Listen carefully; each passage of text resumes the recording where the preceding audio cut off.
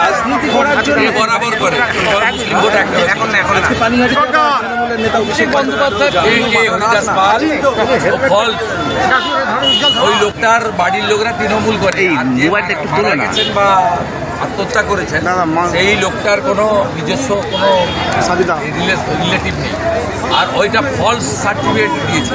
এই মোবাইলটা একটু ধরো না, ভোটার নাম ওনার সিএ বা এসবের কোনো গল্প নেই। আমার কাছে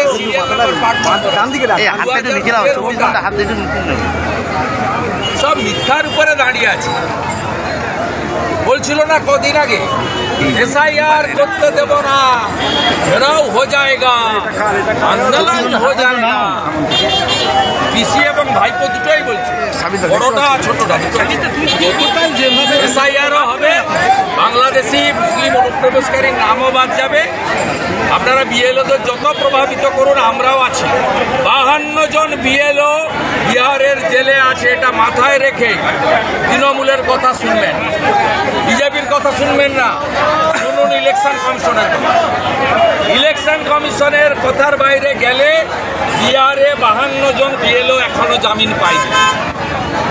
আপনাদের কিন্তু জেলে কাটাতে হবে, আর জেলে যাওয়ার জন্য তথ্য ডকুমেন্ট আমরা জোগাড় করে দেব।